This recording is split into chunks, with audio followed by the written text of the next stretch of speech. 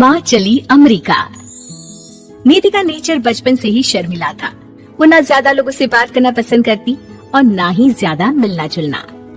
निधि, ये पैसे ले जरा और बाजार से चीनी तो ले आ। नहीं माँ, मैं नहीं जाऊंगी, मुझे शर्म आती है, आप ही चले जाओ ना। अरे पता नहीं क्या करेगी ये लड़की। जीवन में कभी कुछ किया ही नहीं सिवाय पढ़ाई और घर के कामों के।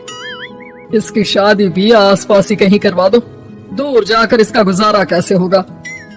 निधि सुनती सबकी, समझती भी, लेकिन चुप करके रह जाती। एक दिन पिता के दोस्त अपने परिवार के साथ निधि के घर खाने पर आते हैं। उनकी बेटी बहुत ही स्मार्ट होती है।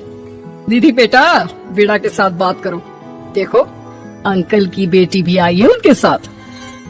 निधि वीणा के साथ वहीं बैठ जाती है। चलो ना अंदर चलते हैं, यहाँ कहाँ बड़े लोगों के बीच बैठे। निधि माँ की तरफ देखती है और अंदर चली जाती है। वैसे मैंने ना अपना चैनल खुला है, तुम सब्सक्राइब करना उसमें। मैं ना ब्यूटी और फैशन की बात करती हूँ। ये देखो। ओह, इतने सारे लोगों के सामने तुम कैसे इतना बोल लेती हो? मुझे तो बहुत शर्म आती है। अरे शर्म कैसी? खैर, सीधी सादी सी निधि, उसकी शादी हो जाती है राकेश से। राकेश एक स्मार्ट लड़का था, उसे घूमना फिरना पसंद था, लेकिन निधि का शर्मिला व्यवहार वो समझ जाता है। अरे निधि, घर से बाहर क्यों नहीं निकलती? लोगों से मिला जुला करो, तभी तो पता चलेगा ना कि दुनिया कैसी है। क्या करना है पता करके? शादी से पहले पापा और अब आप। ठीक है ना, मुझे ज्यादा दुनियादारी में नहीं पड़ना। निधि की जिंदगी ठीक ठाक चल रही थी। उसके 2 लड़के होते हैं, दोनों को वो पढ़ाती लिखाती, उनका ख्याल रखती। निधि, 25 साल हो गए शादी को, दोनों बच्चे सेटल हैं। हम लोगों ने शहर में 2 मकान भी ले लिए। दोनों की शादी खुद का पता ही नहीं चला कैसे उड़ गया। हाँ, ये तो है।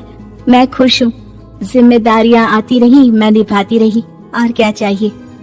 देखो, मैंने सोचा है कि अब हम लोग अमेरिका जाकर रहेंगे। यहाँ की जिंदगी तो जी ली। वैसे मुझे वहाँ बहुत अच्छी नौकरी मिल रही है।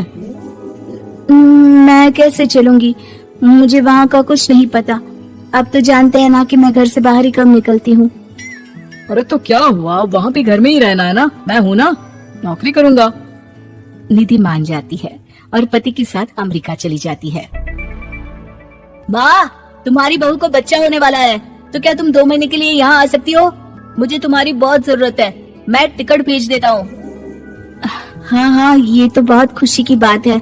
मेरा भी मन सबसे मिलने का कर रहा था, पर क्या माँ पर? अब मैं आऊंगी कैसे? पापा से बात करती हूँ। देखो माँ, प्लीज बहाना मत बनाना। तुम जानती हो ना, इस वक्त में मैं किसी पर भरोसा नहीं कर सकता हूँ। निधि पति को सारी बात बताती है। क्या आप भी चलेंगे? निधि, आने जाने में बड़ा खर्च हो जाएगा, ऊपर से मुझे यहाँ छुट्टी नहीं मिलेगी। बहू पर वक्त ऐसा है कि तुमको तो जाना ही पड़ेगा। मैं अकेले दुकान तक तो नहीं जा पाती, इतनी दूर भारत कैसे जाऊंगी? मुझसे नहीं होगा। लेकिन सबके कहने पर निधि को जाना ही पड़ता है। एयरपोर्ट में घबराई निधि एक मुसाफिर से कहती है, मैं ना भारत जा रही हूँ, दिल्ली जाने वाली फ्लाइट। सब मिलकर निधि की मदद करते हैं और फाइनली निधि भारत पहुँच जाती है, जहाँ बेटा उन्हें घर ले आता है।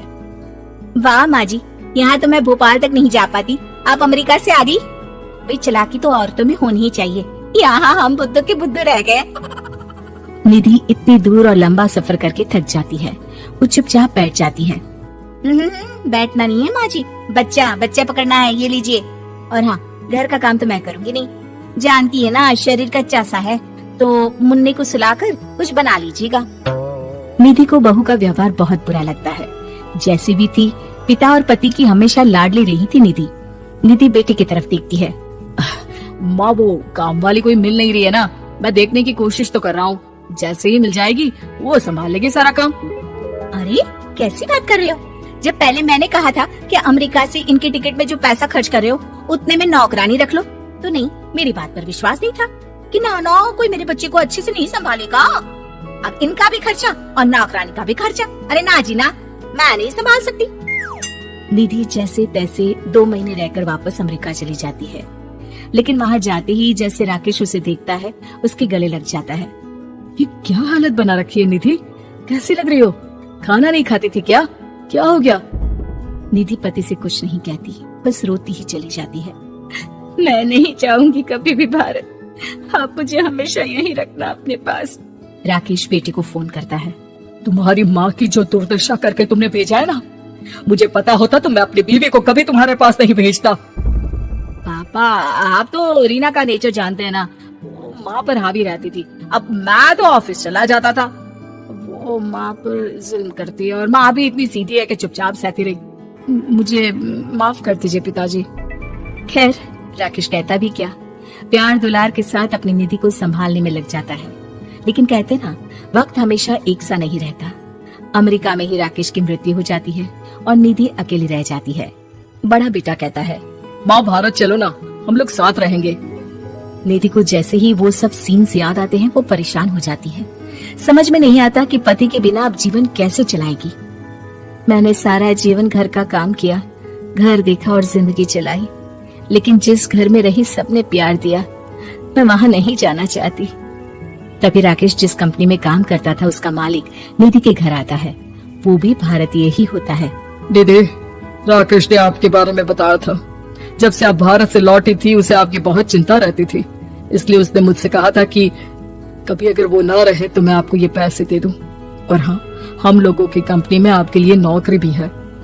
निधि पति के पैसे देकर मन में तसल्ली करती है और नौकरी के लिए हाँ कर देती है। अरे पागल है क्या माँ, कैसे नौकरी करोगी?